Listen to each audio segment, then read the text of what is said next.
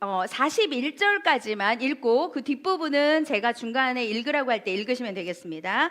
37절부터 41절까지 우리 합독하도록 하겠습니다. 읽겠습니다. 시작. 이 제안 그의 모든 신하들에게 좋게 여겨졌습니다.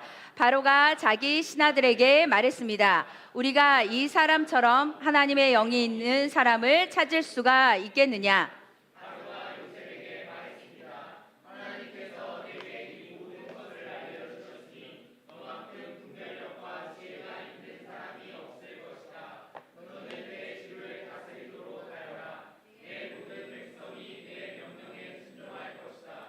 내가 너보다 높은 것은 이 왕의 자리뿐이다. 바로가 요셉에게 말했습니다. 보아라, 내가 지금 너를 이집트 온 땅 위에 세우노라. 아멘. 네, 여러분, 오늘 말씀의 본문의 제목은 쓰임받는 자의 특징이라는 제목으로 여러분들과 말씀을 나누려고 합니다. 우리 계속 요셉 시리즈를 보고 있습니다.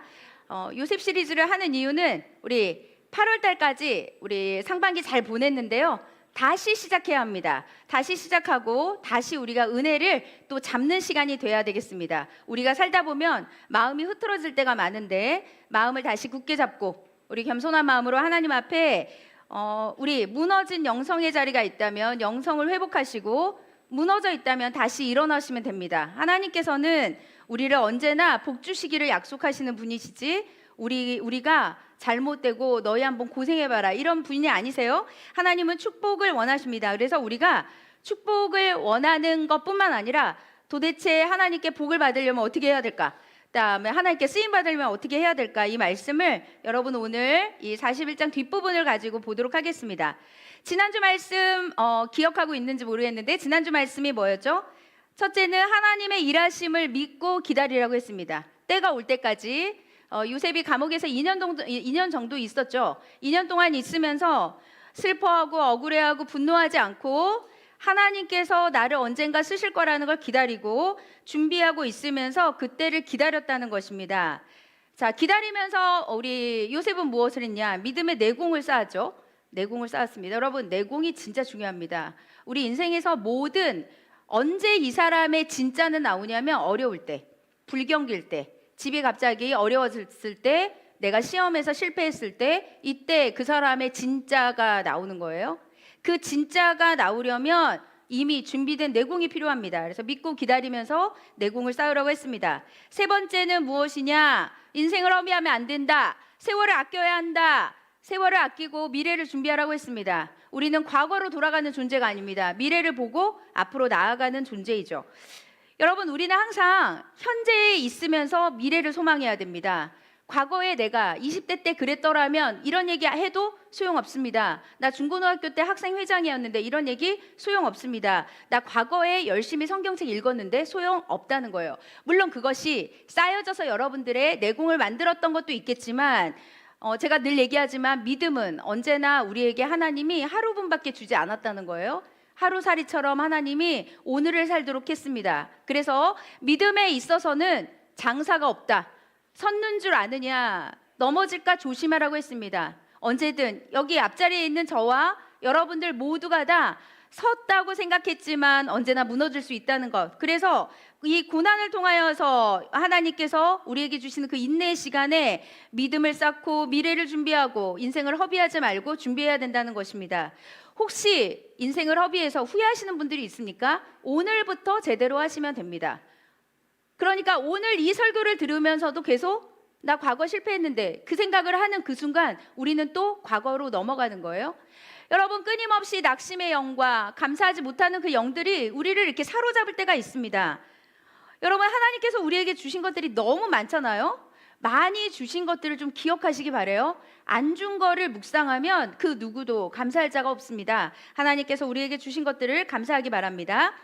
오늘은 그러면 여러분 이 세 가지를 통해서 우리가 요셉의 성실성도 보았는데, 그러면 하나님께서는 요셉을 이렇게 썼습니다. 10대 때 여러분 형들에 의해서 팔려갔다가 30에 오늘 보니까 총리가 됩니다. 아름다운 옷을 바로가 줍니다. 그리고 인장 반지라는 걸 줘요. 반지를 줍니다. 인장 반지를 주면서 하나님께서 어느 한 날 그 고생의 끝에 높임을 높여주시는 것을 볼 수 있습니다. 여러분 높임 받고 싶지 않아요? 역전의 은혜를 받고 싶지 않습니까? 그러면 오늘 이 요셉이 어떻게 준비되어 있었는지 또 어떻게 쓰임 받으면서 그동안에 있었는지 보도록 하겠습니다. 여러분 먼저 쓰임 받는 사람은 분명히 다른 점이 있어요. 분명히 다릅니다. 쓰임 받고 싶다면 여러분 오늘 이것을 기억하시기 바랍니다. 첫 번째 무엇이냐? 지금 내가 처해 있는 환경과 상황을 다룰 줄 아는 거예요. 그 환경과 상황에 매몰되는 게 아니라 그걸 적절히 다룰 수 있는 능력. 여러분 악기를 다루는 능력이 있으려면 컨트롤이 돼야 되거든요. 악기뿐만 우리가 공부도 그렇죠. 시간을 잘 다루는 사람이 있습니다. 시간을 잘 다루지 못한다는 것은 훈련이 전혀 안 됐다는 거예요. 내가 지금 처해 있는 환경 가운데서 이 환경에 여러분 하나님의 뜻을 기다릴 줄 알고 이 환경에서 만족할 줄 알고 그렇게 잘 사용할 줄 아는 사람이 하나님께 쓰임받을 수 있다는 것입니다. 여러분 사도 바울이 했던 그 빌립보서 말씀 기억합니까? 그 사도 바울이 이렇게 얘기하죠. 나는 비천에도 처할 줄 알고 풍부에도 처할 줄 안다. 그랬습니다. 여러분들은 비천에 처할 줄 압니까? 그럼 풍부에도 처할 줄 압니까? 지난주에 우리 운영팀하고 같이 회의를 하는데 그런 이야기가 나왔습니다.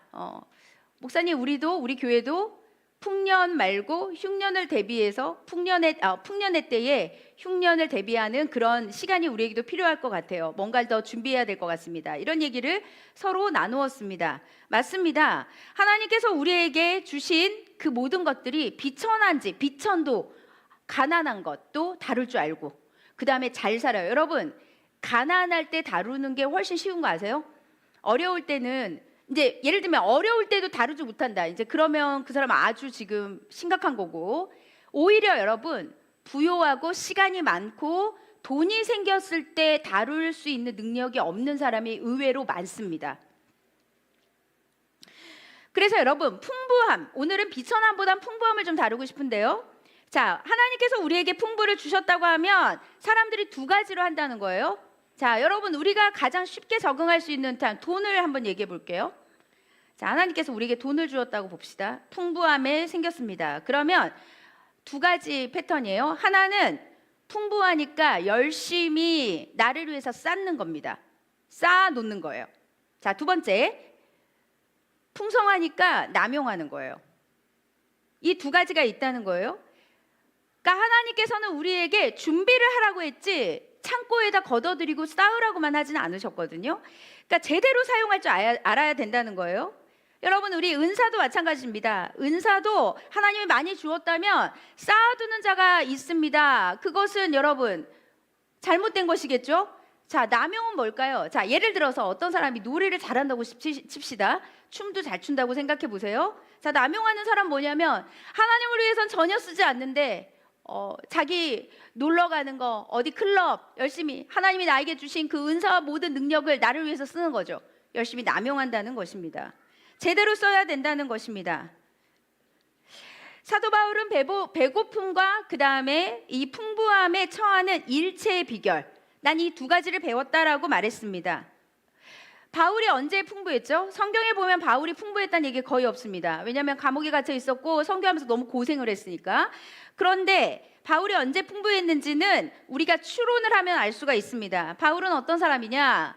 아주 부잣집 아들이었죠. 공부도 많이 했습니다. 학벌도 대단합니다. 로마 시민이었습니다. 집안도 좋았습니다. 그러니까 예측하건대 선교사가 되기 전에 분명히 그는 풍부한 삶을 살았다는 거예요. 자, 이런 풍부한 삶을 살았을 걸로 예측을 합니다. 그래서 여러분 우리는 이 풍부함, 이 사도 바울은 이 풍부함을 어떻게 대처를 했는지 또 요셉도 어떻게 대처를 했는지 보면은 너무 신기한 것 같아요. 여러분 풍부함 있잖아요. 교회도 만약에 어렵잖아요. 물질이 없거나 힘이 들면 교회도 구제할 수 없습니다. 우리 교회도 구제할 수 있도록 하나님이 우리에게 주신 것만큼 하는 것입니다. 풍부함, 시간, 물질 없으면 구제 불가능합니다. 선교도 불가능합니다. 많은 사람들이 이웃을 도와야 됩니다. 구제를 해야 됩니다. 그런데 여러분 대부분 모든 교회 사역은 물질이 대동해야 된다는 걸 아십니까? 구제는 대부분 물질입니다. 많은 사람들에게 섬겨줘야 되기 때문에 그렇습니다. 풍부함 없으면 교회, 가정, 학교, 신학교, 선교단체 유지할 수가 없습니다.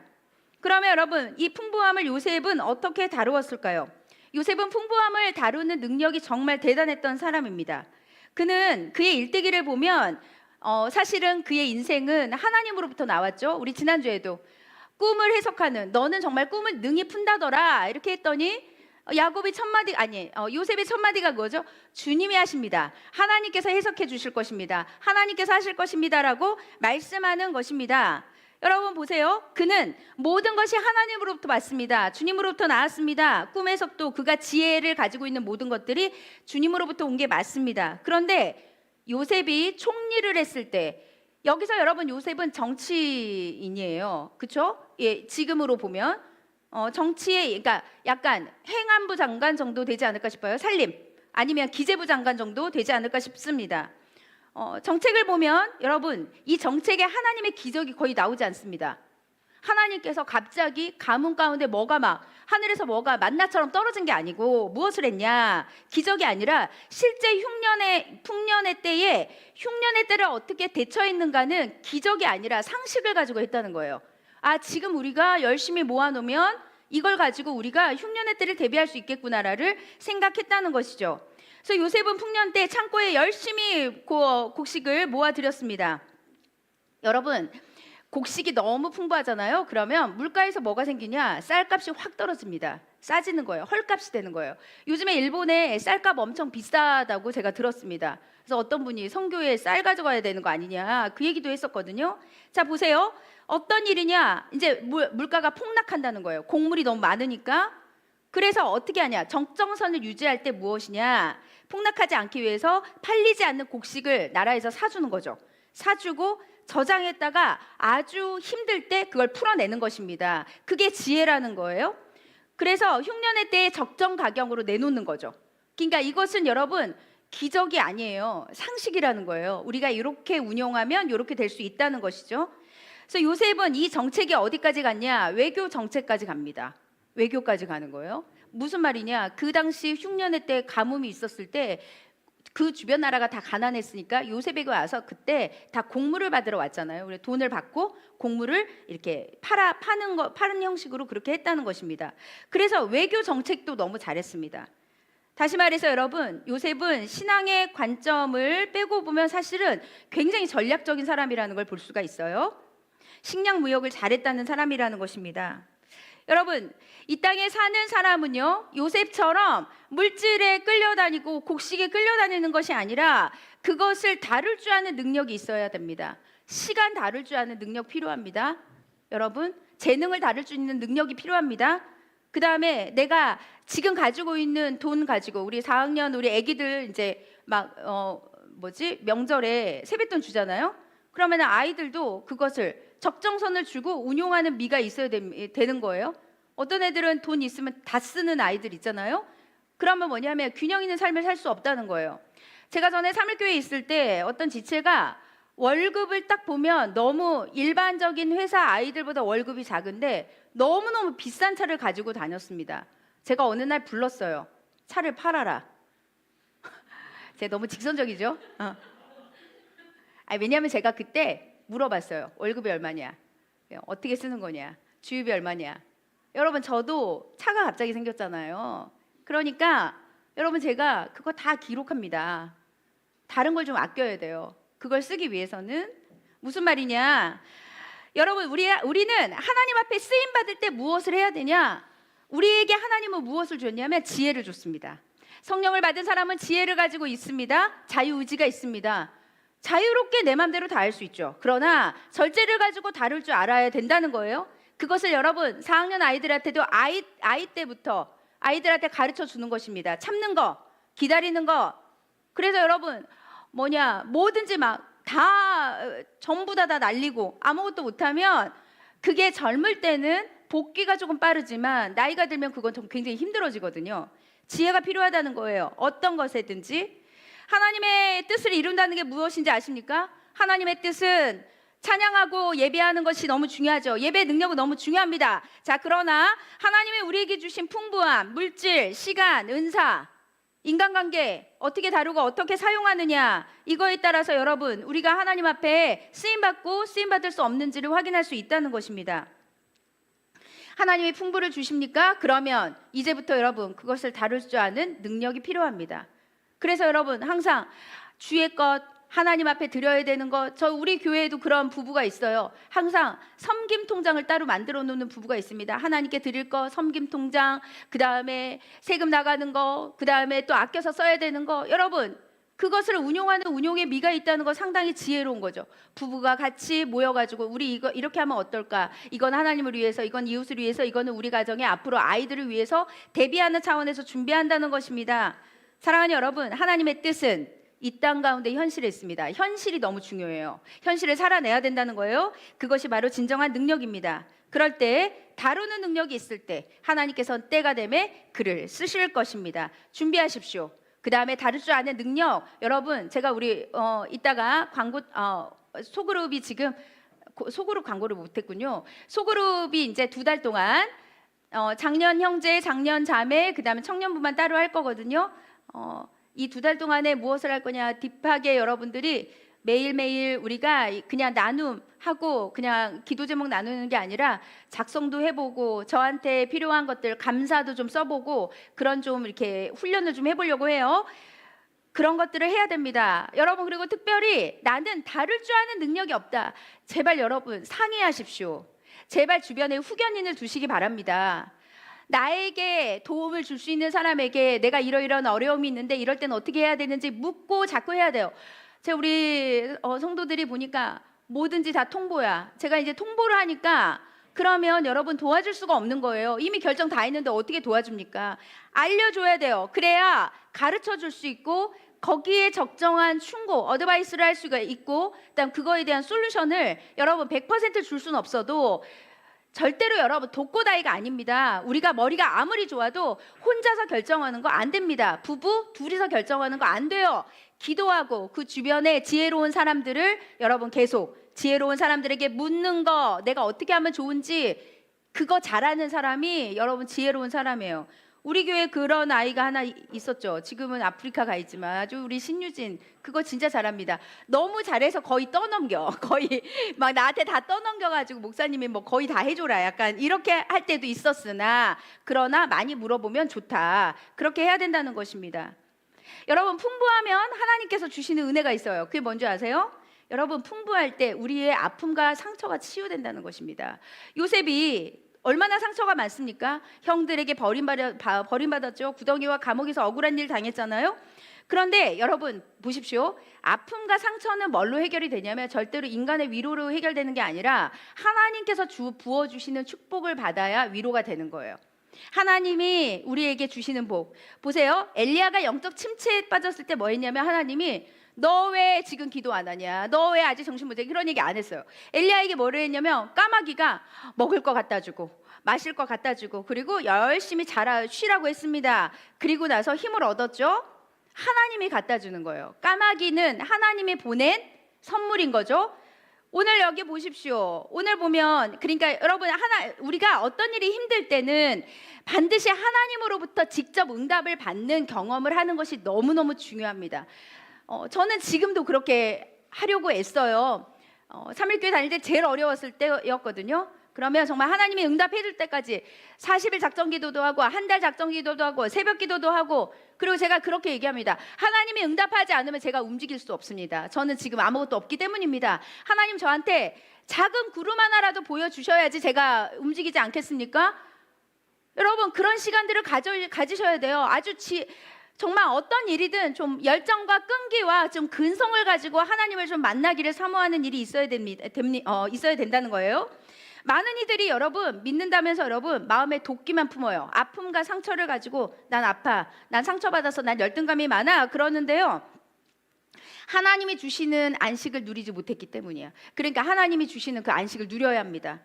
하나님이 주시는 걸 넉넉히 누리고 어느 날 갑자기 선물도 받고 주님이 나에게 위로하는 메시지도 주고 어떤 하나님을 통해서 어떤 사람을 통해서 내가 그동안 먹고 싶은 게 있었는데 너무너무 맛있는 아주 고급 뷔페에 가서 하나님이 하나님이 너를 위해서 사주라고 했어. 그것을 통해 가지고 또 위로를 받는 것이죠. 그러니까 하나님을 통해서 얻어야 된다는 것입니다. 여러분, 도끼와 상처를 가지고서는 하나님께 쓰임받기 어렵습니다. 그거 해결하셔야 돼요. 어떤 식으로라도 하나님께 기도해야 됩니다. 봉사보다 사역보다 무엇이 중요하냐? 예배 드려야 되거든요. 예배 드려야 여러분 능력을 경험할 수 있습니다. 그래야 치유가 되는 거예요.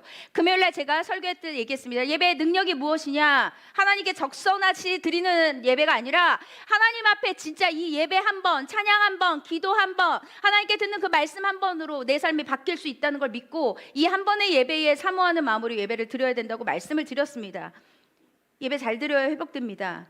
그래야 하나님이 주시는 거 누리고요. 하나님의 일을 충만하게 할 수 있다는 것입니다. 아픔과 상처와 부족한 불만족은요, 우리를 자꾸 독소를 쏟아나게 합니다. 도끼가 품게 된다는 거예요. 여러분, 우리는 도끼를 품는 자들이 아닙니다. 우리는 그리스도의 향기를 품어내는 하나님의 백성입니다.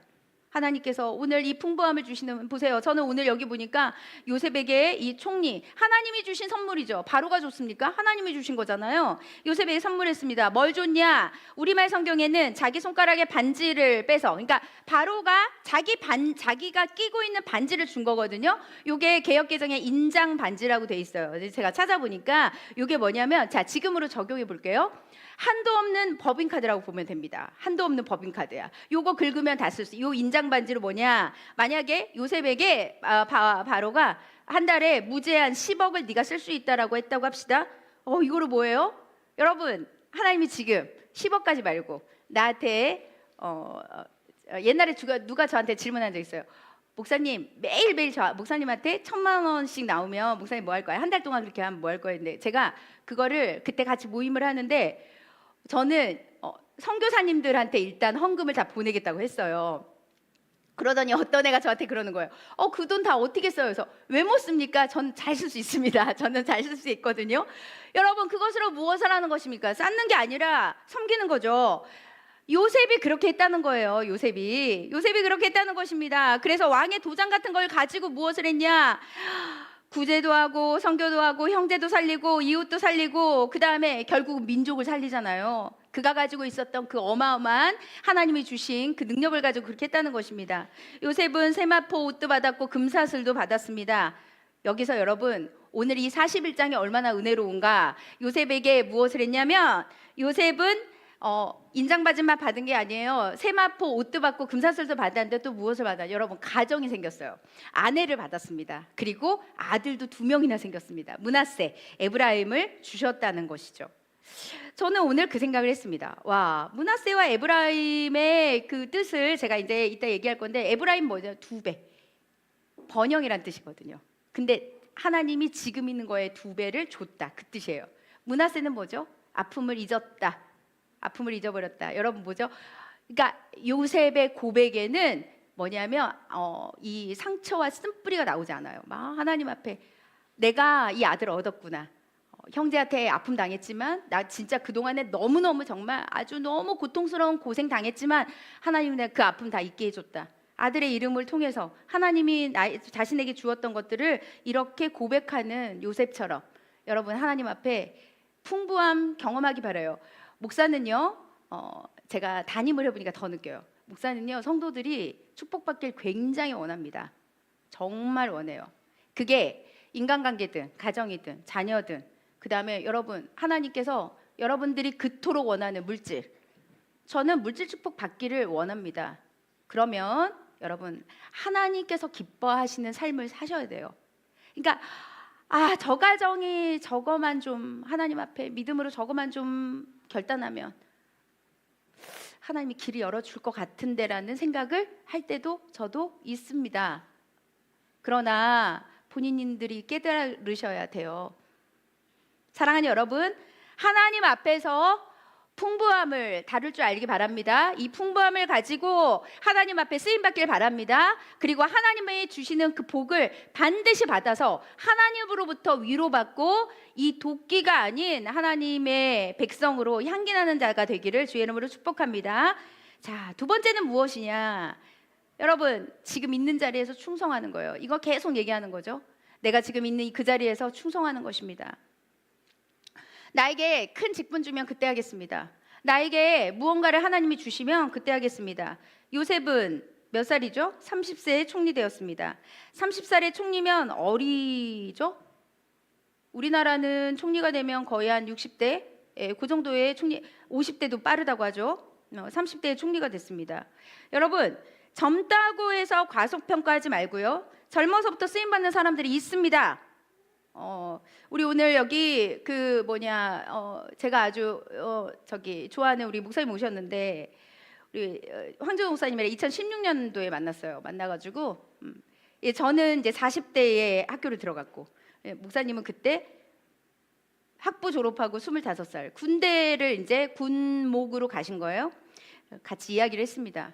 제가 가끔 그런 생각해요. 나보다 나이가 어린데 존경심이 드는 사람이다. 제가 그렇게 얘기합니다. 아주 멋져요. 하나님 너무 사랑하거든요. 하나님 너무너무 사랑합니다.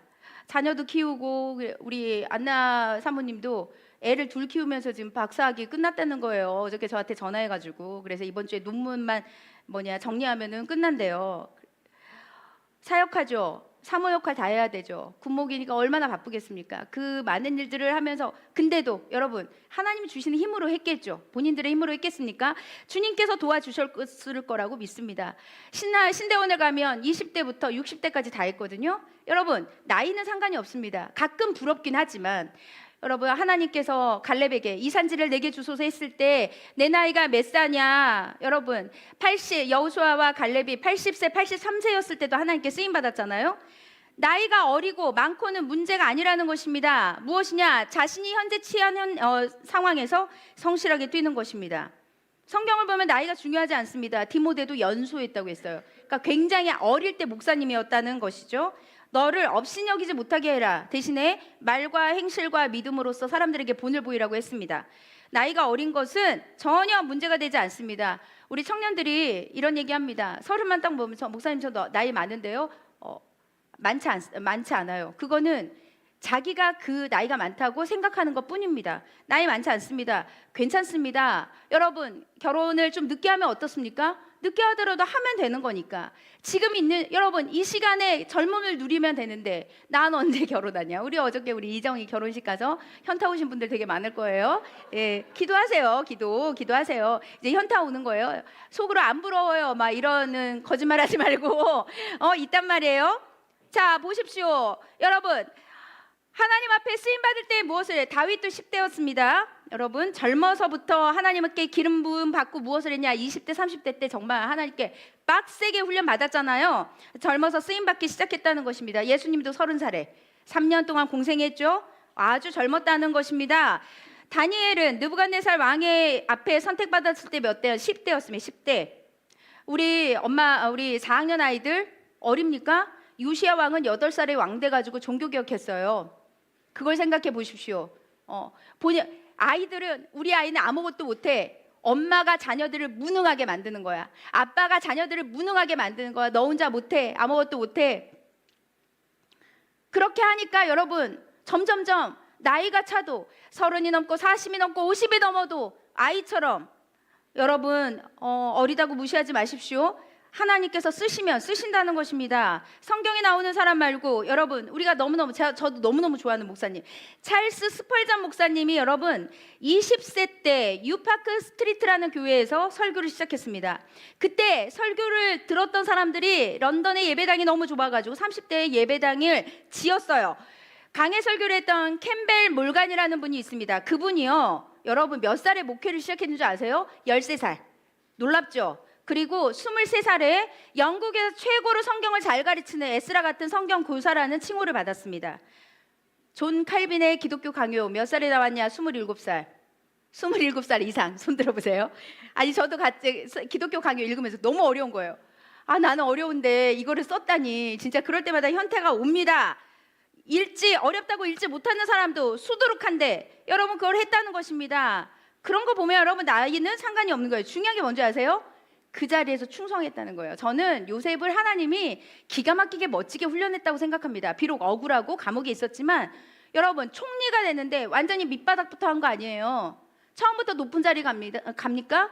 대타도 하고 누구 이렇게 대신해가지고 고생도 해보고 막 택배도 해보고 어쨌든 여러분 현장에서 하여튼 이 노동을 해봐야 돼. 수고를 해봐야 돼. 고생해봐야 돼. 돈 가지고 한 달 동안에 어떨 때는 정말 내가 일주일 동안 하루에 10,000원도 안 쓰겠다 이러면서 여러분 그런 걸 짠순이 짠돌이처럼 살으라는 게 아니라 그런 훈련이 가끔은 필요하다 이 말입니다. 그러니까 여러분 하나님 앞에 우리가 준비할 때 무엇이 필요하냐?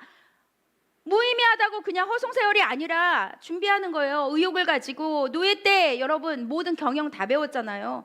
요셉이 있는 자리에서 충성하니까 그러니까 하나님께서 역사하신 거 아니겠습니까? 지극히 작은 자리에서 충성하십시오. 뭘 하면 제대로 하십시오. 여러분 정말 어떤 일이든 내가 잘 준비되면 여러분 준비된 만큼 쓰임 받는 것입니다. 하나님 앞에 그런 인생을 좀 살고 싶지 않아요? 나도 그 장성호 감독님이 너무 인터뷰가 많아가지고 지금 다 회사에서 자른다는 거 아니겠어요? 막 나라가 들썩들썩하는 것입니다. 막 K 애니메이션 이거 웬일이냐, 진짜 대한민국 대단하다 이래가지고 너무 하나님이 한순간에 역전의 인생을 만드는 걸 보면서 여러분 하나님께서 우리에게 주시는 이 시간을 여러분 무시하시면 안 됩니다. 우습게 생각하면 안 돼요. 작아 보인다고 생각하면 안 됩니다. 타이틀 없다고 여러분 절망하면 안 되는 거예요. 하나님이 여러분에게 맡기신 것 예배 잘 드리고 주님께 충성하잖아요. 그러면 절대로 빈손으로 살지 않게 한다니까요. 하나님이 공수거의 인생을 살지 않게 한단 말이에요. 하나님 준단 말입니다. 저는 정말 하나님 앞에 40의 신대원을 갔지만 20, 30대 때는 한 13년 정도를 삼일교회에서 이제 사역을 하면서 여러분 진짜 말도 안 되는 걸 시킬 때도 많았어요. 6개월을 교회에서 잔 적도 있어요. 2번이나 실려갔어요. 너무 과로를 많이 해가지고 막 그때 자매인 저한테 체육대회를 맡겼는데 10,000명이 하는 체육대회 이것도 해라 근데 진짜 너무 할 일이 많아가지고 잠을 잘 수가 없는 거예요. 매일 가서 예산 짜야 되고 매일 가서 허락받아야 되고 티셔츠도 팔아야 되고 너무 한 게 많았거든요. 여러분 그래서 여러분 그때 했던 훈련이 저에게는 정말 독이 되지 않았어요. 저에게 유익이 됐다니까요. 힘이 됐다니까요. 하나님께서 그때 은혜 주신 거예요. 감사하게 생각한다는 것입니다. 감사하게. 사랑하는 여러분, 지극히 그 자리에 있으면서 여러분 버려야 될 게 있습니다. 나쁜 기억을 버리시기 바랍니다. 나쁜 거 오래 묵상하잖아요. 가슴에 품잖아요. 어둡게 되는 거예요. 눈물 나게 되는 것입니다. 회개하면서 우는 게 아니라 맨날 꺼이꺼이 막 억울해서 운다. 하나님이 기뻐하지 않는 거예요. 마귀는요, 분노와 억울함, 지금보다 현실이 아니라 상처와 거기에 완전히 매몰되게 한다는 것입니다. 마귀는요, 할 수만 있으면 나쁜 걸 오래 품게 하거든. 오래 품지 마십시오. 다 털어냈잖아요. 아까 얘기했잖아요. 오래 품지 않으니까. 문화세 딱 났더니 난 다 잊어버렸어. 난 과거를 잊었어요. 과거에 내가 무슨 일이 있었죠? 형들을 전 미워하지 않아요 라고 청산하셔야 돼. 청산. 정리하십시오. 과거를.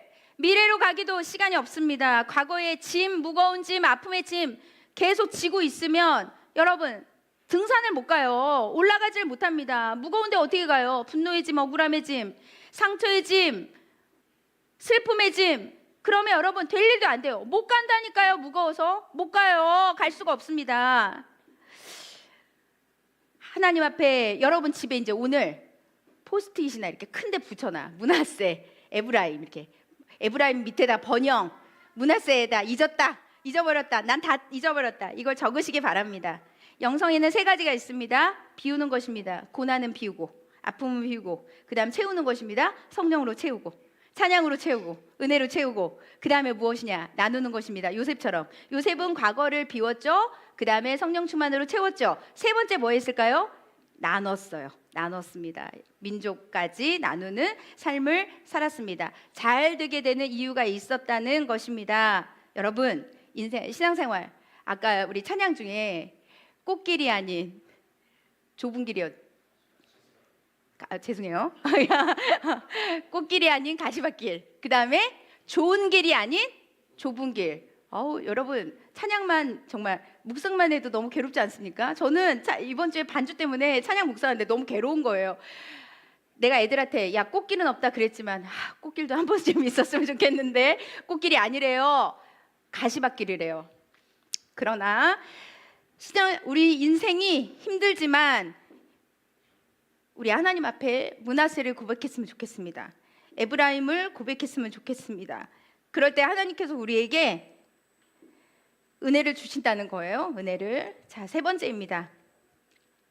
고난에는 하나님의 뜻이 있다는 거예요. 여러분, 오늘 흉년의 때가 나옵니다. 불경기.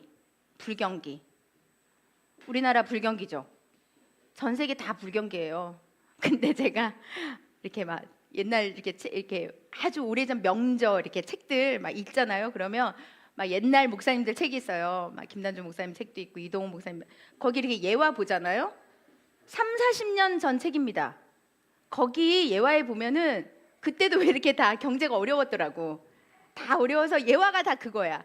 여러분, 오카는 목사님 설교 제가 가끔 들어요. 녹화된 거를. 그러면 오카는 목사님 똑같이 여러분 시대가 어렵지 않습니까? 음행에 음란하지 않습니까? 여러분 지금 세상이 지금 너무 경제가 어렵다고 합니다. IMF 때문에 전부 나라 회사가 망하고 있습니다. 그런 게 있어요. 조용규 목사님 설교에도 그게 있다니까요. 무슨 말이냐? 여러분 우리 인생에서 늘 좋은 때는 많지 않아요. 근데 불경기에 하나님이 여러분 굶게 안 하잖아요. 굶었어요? 여러분 불경기니까 하나님이 여러분 진짜 맨날 사발면만 먹게 했어요? 불경기인데 여행만 잘 다니더라. 여행만. 우리나라 사람들 맨날 명절만 되면 아주 공항이 미어 터지잖아요. 어렵다면서요. 힘들다면서요. 그래도 할 거 다 하잖아요. 여러분 어렵고 힘들어도 여러분 하고 싶은 거 다 하지 않아요? 양심에 여러분 가슴에 손을 얹고 한번 생각해 보십시오. 나 힘들고 어려우니까 나 모든 걸 절제한다 그럽니까? 하고 싶은 거 다 하잖아요. 하나님은 버려도 여러분들을 위해서는 하잖아요. 그게 아니라는 것입니다. 여러분 불경기에도 하나님 앞에 무엇을 생각해야 되냐? 하나님의 뜻을 생각해야 됩니다. 무엇이냐? 요셉의 시대가 풍년도 있었지만 이제 흉년이 시작됐습니다. 기근이 심하니까 곡식을 사러 이집트의 사람들이 요셉에게 왔습니다. 자, 당시의 기근은 전 세계 문제예요. 전 세계 문제. 모든 나라가 굶고 있는데 요셉의 집에만 이 이집트만 잘 사는 겁니다. 자, 여러분 보세요. 하나님의 놀라운 섭리입니다. 무엇이냐? 여러분 하나님께서는 한 사람 딱 준비시켜가지고 다른 사람들 다 먹여 살려요. 그게 하나님의 방법이에요. 굉장히 놀랍습니다. 여러분 먹을 것이 있으면 몰려들잖아요. 물고기 밥줄 그 연못에 이렇게 물고기한테 이렇게 딱 물고기 밥 주잖아요. 막 모이죠. 오병이어도 막 모였던 거 아니겠습니까? 기적. 환경 탓하지 마시고 내가 지금 하나님 앞에 받은 게 있다면 준비하시고 그것으로 하나님 앞에 나눔을 하시기 바랍니다. 그게 내실인 거예요. 불경기 때 고난의 씨앗 때문에 막 좁아지는 게 아니라 불경기에도 하나님께서 일하시는구나. 여러분 이 세상 모든 만물의 통치 하나님께 예수님께서 승천하셔서 보좌 우편에 가셔서 우리를 위하여서 통치하시잖아요. 하나님이 창조하시고 우리를 섭리하시잖아요. 그 섭리의 포커스가 어디냐? 세상이 아니라 교회예요. 교회를 중심으로 하나님 역사하신단 말이에요. 하나님이 교회의 그 뜻을 이루기 위해서 하나님의 모든 통치가 여기에 몰려 있다는 것입니다. 건물교회가 아니라 하나님을 믿는 백성이 여러분 하나님의 모든 통치의 주인공이 되기 때문에 하나님이 일하시는 거예요. 불경기 하나님께 기도하면 되는 것입니다. 그래서 불경기니까 힘들다. 여러분 교회들이 그런 게 있어요. 어려우면 그때 코로나 때 교회들이 그런 고백을 한 적이 있었습니다. 우리 교회 이제 헌금 줄었으니까 선교하지 말자, 구제하지 말자. 많았습니다. 여러분 누구만 손해인 줄 아세요? 그 교회만 손해예요. 우리는 악착같이 그렇게 해야 되니까 여러분 하나님 앞에 그런 것들이 손해라는 거예요. 잘 될 것 같지만 그렇지 않다는 것입니다. 형제들을 여러분 보십시오. 요셉의 형제들 기근과 불경기를 통하여서 하나님께서 하나님의 뜻을 어떻게 이루죠? 만나잖아. 둘이 형제와 요셉이 그 수년을 못 봤다가 만나잖아요. 하나님의 뜻인 거예요. 그러니까 어쩌면 그 기근과 흉년이 하나님의 그 뜻을 이루기 위한 하나님의 뜻이었다. 우리의 삶 가운데서 일어나는 모든 일, 우리 아까 하나님은 오르십니다. 하나님은 오르십니다. 하나님이 옳다는 걸 믿으면 그 믿음대로 사십시오. 그것이 하나님이 우리에게 원하시는 것입니다. 예수님이 태어나기 직전에 로마에서 무슨 일이 있었는 줄 아세요? 여러분, 호적령이 내렸잖아요. 마태복음에 읽어보면 호적 때문에 뭐 하냐면 고향으로 다 갑니다. 그래서 요셉과 마리아도 베들레헴 갔거든요. 미가서 보면 뭐라고 나오냐? 너 베들레헴 에브라다야, 비록 내가 유대 족속 중에 아주 작지만 이스라엘을 다스릴 사람이 너로부터 나올 것이다. 무슨 말이냐? 호적령이어야 베들레헴을 가는 거예요. 우리가 생각할 때는 아무것도 아니지만 하나님의 넓은 그 뜻이 있다는 것입니다. 사랑하는 여러분, 불경기 고난 때 진짜 하나님의 뜻을 발견하고 중요한 걸 여러분 놓치지 말고 붙드시기 바랍니다. 이런 사람들 되지 않길 바래요. 입시 끝나고 교회 갈게요. 취업하고 나면은 하나님 앞에 신앙생활 할게요. 가난하니까 돈 벌고 교회 갈게요. 아픈 거 다 나으면 갈게요. 그러다 주님 오세요. 그러다 주님 오신다고. 주님이 오신다는 말입니다. 고난과 불경기에도 내 능력으로 못하면 무엇을 해야 되죠? 더 낮아져서 자기 뜻을 내려놓고 하나님이 하라는 진짜를 하시기 바랍니다. 그럴 때 하나님이 일하실 것입니다. 말씀을 마무리하려고 합니다. 쓰임받는 자의 특징이 있습니다. 무엇이냐? 지금 처한 환경, 풍부든 비천이든 다를 줄 아는 능력 필요하다. 두 번째, 하나님이 주시는 것을 지극히 작은 그곳에서 충성하기, 나쁜 기억 지우기. 므낫세 에브라임만 기억하시면, 오늘 설교 다 잊어버려도 돼요. 므낫세 에브라임만 기억하시기 바랍니다. 나의 아픔을 잊었다. 에브라임, 하나님이 나를 번영하게 해주셨다. 세 번째, 고난을 통해서 하나님의 뜻, 그 뜻이 그 불경기 때문에, 그 흉년 때문에, 그 다음에 호정령 때문에 하나님의 뜻이 기가 막히게 이루어졌다는 것을 기억하시면서 하나님 앞에 나아가시기를 바랍니다. 사랑하는 여러분, 옆에 있는 사람에게 인사하겠습니다. 사랑하고 축복합니다. 인사하기 바랍니다. 자, 그리고 또 하나 무엇을 하냐면, 여러분은 므낫세입니다. 여러분은 에브라임입니다. 한번 얘기해 볼까요?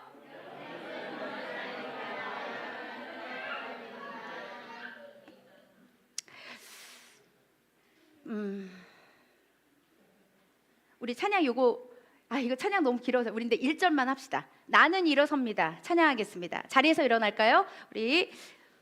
여러분 우리 1절만 할게요. 중간에 끊어주세요. 이거 음원이거든, 음원. 반주는 이제 우리 성찬식 팀만 나와주시고요. 가사가 너무 좋아서 그래요.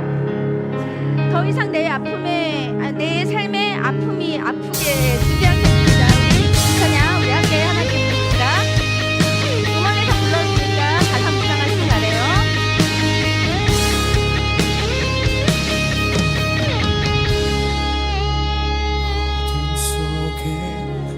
아무것도 보이지 않아도 주님의 약속을 잊을 때에도 주가 붙드시기에 버텨내는 삶, 주가 원하는 삶, 절망 중에 무엇 하나 들리지